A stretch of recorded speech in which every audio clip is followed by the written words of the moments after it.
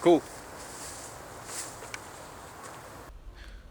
The time is 1:45 p.m. 1:45 p.m. on a Friday. We've got Man City against Burnley today. Yeah, Man City against Burnley today. I don't know how many, what's like 5 hours till, cut on the screen, how many hours till the deadline, yeah. But this is where we're going, We all love fantasy, the whole world loves fantasy football, the whole UK loves fantasy football. But I'm just here to freshen it up a bit, yeah. I'm here to entertain with this stuff, so yeah, let's go. This year on fantasy football, I'm going to challenge myself, okay? And I'm going to break the mold is what I'm trying to do. I'm trying to break the mold. I'm trying to break the template, okay? Everyone knows the template. You play fantasy football, more time. Everyone's got the same team, so I'm going to break the template. I'm going to challenge myself. How am I going to do that? I'm only going to select players who are under 30% ownership, okay? So that means no Haaland, yeah? No Rashford at the time of recording. No Rashford. No Estupiñán. No Mitoma. I don't know off the top of my head, but I'll throw all the names up right now. Boom. Bare names. None of them. Okay? That's the challenge, okay? This is why I'm doing this. Look, back in the day, I used to play fantasy football, okay? I've been playing this like 10 years. I used to be a kid. I remember being on holiday with my family. Summertime. August. I'm making my team, and I remember just picking players who I loved, and it wasn't necessarily about winning, but I remember having so much fun with fantasy football, so much fun. Fantasy football, it's changed, man. It's changed so much. Social media are making fantasy football even bigger than it even was, and it's always been huge, but it's even bigger now. And then the app, it never used to be an app, so loads of times how many times have you heard people say, oh yeah, I did fantasy, but kind of stop playing around Christmas time or get bored of it eventually. Yeah, but now it's on an app on your phone, so it's just calm. You can just do that whenever. So more time. People are playing until the end of the season and loving it. So that's changed the game too. But also, we've got YouTube channels now, We've got YouTube channels getting millions of views. And they're chatting about this guy, expected points, XG. And I'm not mocking it too much. I know I sound like it, but bear with me.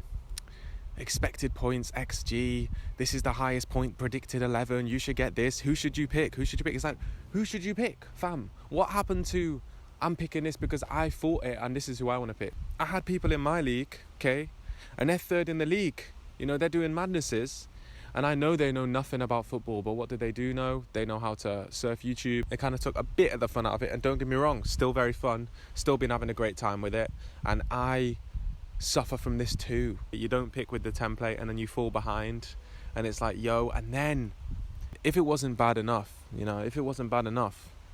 Haaland comes to the Prem, and not only does everybody have Haaland, okay, but everyone has him as captain every single week. I mean, whoa, that made fantasy a bit, everyone knows it, that changed fantasy for the worse. It did, it's a harsh truth, but it's true. The guy's, a joke. He's crazy, and I think captain picks are one of the most fun things in fantasy football. I mean, they are, But when everyone's got the same captain, if I want to see how far I can compete with other people, okay, without picking anyone above 30% ownership. Now, here's quickly the rules. These are the rules. They're very simple. Only select players and put them in my team if they're under 30% ownership. However, if I've selected them, whilst they're under 30% and they rise, I'm allowed to have them until they reach 40%. So it gives me a bit of a buffer, allowing me to get rid of them, gives me a bit of time. And it also gives me a bit of a reward for having the insight, the foresight and vision to have them in the first place if they start rocketing up. But they will have to leave after 40%. So my team will be chopping and changing all season, constantly having to live ahead of the curve. The goalkeepers I've chosen, Jordan Pickford at 15.1% ownership, and David Raya at 6.2% ownership. I'm going to quickly run through what my thought process was with these. I'm going to do this with all of them, because all of these picks are organically my own. And that's the way I'm stepping. Why do I get Jordan Pickford? One, he's a sick shot stopper. He saves penalties. He gets loads of saves. Every season he seems to, do good. But also he's under Sean Dyche in it. Sean Dyche. And that's like guaranteed clean sheets for me second season. But he's going to be starting at the start because my other goalkeeper is David Raya. Now the reason I've got David Raya is because he's moving to Arsenal, man. He's moving to Arsenal. And I do believe he will be Arsenal's number one for the next few years. I know it's only on loan with option to buy. David Raya is amazing. David Raya is amazing. Like, when I've seen him play, the guy is a great shot stopper, amazing shot stopper. I used to think, I was like, people need to get David Raya. I kept saying this, to myself or whatever. I was like, yo, are people seeing this? And it turns out they are seeing this. And now teams are after him, and he can distribute and all these things. But he's an amazing goalkeeper. And Ramsdale is not an amazing goalkeeper. I ain't been a fan of Ramsdale, to be honest. Since I seen him at Bournemouth and Sheffield United, I've seen a lot in him then. And I know he's young. And I do love the guy. And I love his dad and everything. I love the story. And I love him at Arsenal. But at the end of the day, fantasy's brutal. And the Premier League's brutal. And he's not good enough, in my opinion. They're not spending 30 million on a goalkeeper to spend the time on the bench. I've got Ben White on 10.1% ownership. I know this is a bit of a weird one because he's a bit more expensive. People say avoid him. And also they got Timber. But I just think Ben White's going to start. He's kind of getting forward a bit more now, He's kind of getting forward a bit more. Like, the guy's up there. And he's got passing range. I really like him. I think he's a class player. And then Saliba. Saliba's cold. Saliba's cold. You can't not play Saliba. Got a goal in him. Got man of the match in him. Ball player. Yeah. But Arsenal, they're going to be solid defensively. Timber's a good recruitment. Raya now, they got in goal. They got options. They're going to be keeping clean sheets, and they're moving like Man City. Trust. Everything they're doing is moving like Man City, and Man City do not concede many goals. So the next Arsenal player is Odegaard at 23.5 ownership. I think he's going to have an amazing season, so I'm going to hold him. Low ownership again. Kevin De Bruyne. It looks good having De Bruyne in your midfield. It looks good. Salah's kind of a default pick at this point. I never usually go for Salah in FPL. Being a Man United fan, I don't usually go for the Liverpool guys, but at the end of the day, look, Liverpool, they're looking good. They're going to be attacking a lot this season. They're going to be better than last season. Salah's fit. They got them up front. He kind of nails. He takes pens. I need elite picks, so Salah's in there. And also having Salah is a madness because no one really has him because everyone's can't really afford him. So we'll see what happens with that. Luis Diaz. Now, Luis Diaz, weirdly, out of all these players in my team, was the first player in my team, and Luis Diaz has, let me check his ownership real quick, 5.8 ownership, 5.8 at the time of recording these are 5.8% ownership on Luis Diaz. Now Luis Diaz is so good. He's dribbling unique way. He's got that South Americanness which always seems to work with the Liverpool fans. They kind of love that stuff. He's coming into like his, I don't know if it's two and a half seasons now, but he's really going to come into his own. He was out for a long time last season with an injury.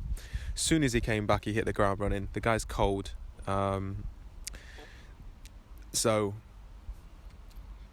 I think people are sleeping on him a lot. He's actually really cheap for 7.5 million, really cheap.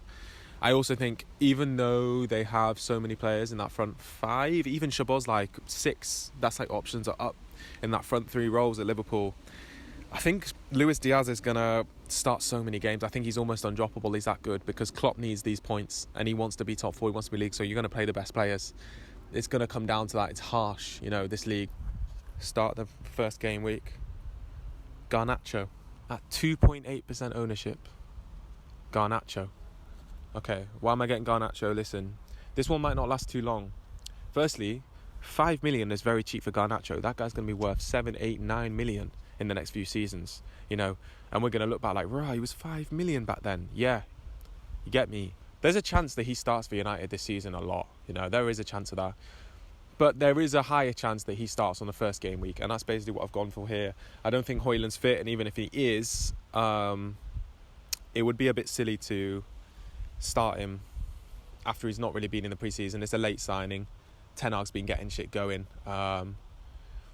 I think Rashford starts up front, and first game or two, we're going to see Garnacho on the left, and he's absolutely amazing. These are my 3 strikers I've gone for. I've gone for Ollie Watkins, who's on 25.8%. Now he's going to be out my team soon. He looks on fire this pre-season, absolutely on fire. Their first few running of games is actually quite hard, but I just think it doesn't matter who they're against. They've acquired some great players. They're going to be everywhere in fantasy football this year. Going to be some good investments. He's looking better and better, like better and better. Cuts in on his right, bangs it, can score headers, can do everything. He's going to lead the line. He's got all these creators out wide and behind him everywhere this season. Wow, Ollie Watkins definitely has to be in my team. Now the other striker, at 22.8%, way more ownership than I thought. When I put him in my team, I was thinking he'll have 1.2% ownership, but it's João Pedro for Brighton.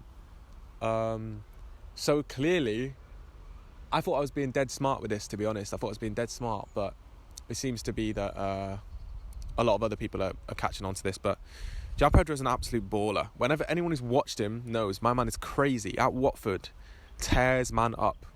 Techie. He's got assists, he's got goals in him. He's at Brighton now, and they've given him the number 9 shirt. And he's like their record signing, unless I'm wrong. 30 million they've given him. And Brighton don't mess around with signings.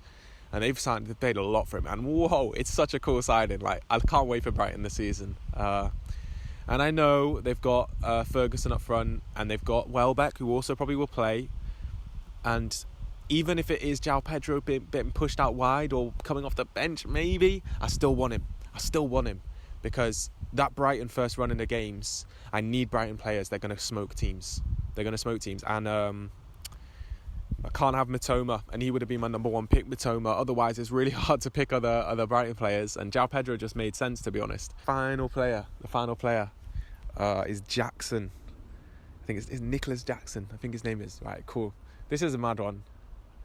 But a lot of us are going early on Jackson, just in general, not even fantasy, but you just see what he's doing for Chelsea, yeah? Off the ball movement in behind. Man's getting in behind, slotting it in. Whoa!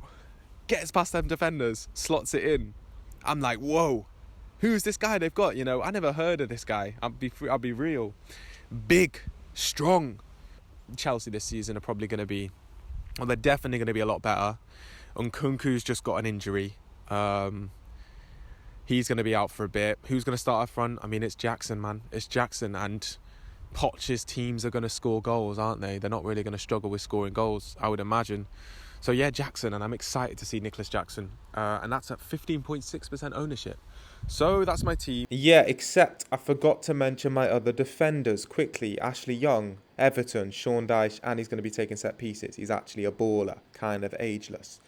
Lisandro Martinez with Onana, I think he's going to be able to push up more, chip it over the top a bit more. Sick defender, bonus points, United will have good clean sheets. And Ruben Diaz, I just wanted a Man City defender. I had the money for him. I think he's going to start. Boom.